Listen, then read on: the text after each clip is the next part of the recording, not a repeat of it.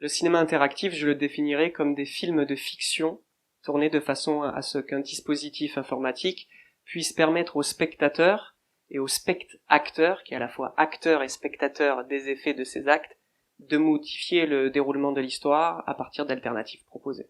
C'est cette idée aussi de sortir de la fiction, de cette condition spectatorielle un petit peu passive, pour prendre des choix et arriver à revenir dans le film ensuite. Donc une distanciation, puis ensuite un retour dans la fiction, dans cette illusion.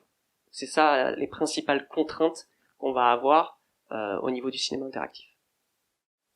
Il y a des jeux vidéo comme Until Dawn qui permettent finalement d'explorer l'espace à travers la manipulation des personnages, et cette exploration va conditionner ensuite dans les séquences interactives certains choix.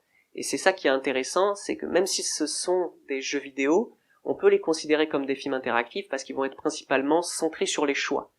C'est ça tout l'intérêt, c'est d'aller explorer le hors-champ, les espaces, et d'utiliser les éléments que j'ai découverts pour ensuite servir la fiction et les séquences interactives. Il y a un genre particulier qui permet d'explorer le hors-champ et l'espace dans le cinéma interactif, c'est le genre de l'horreur. Déjà dans un film non interactif, l'idée de jouer avec le tueur qui est souvent hors-champ, qui est un peu virtuel, avec une présence fantomatique qui est pesante sur les personnages. Là, avec le cinéma interactif, c'est nous, spectateurs, qui allons devoir faire attention à dévoiler ou non cet hors-champ, ces lieux, puisque on va se retrouver souvent dans des espaces qui vont être enfermés et pour lesquels choisir d'ouvrir ou non une porte peut donner lieu à la mort d'un des personnages.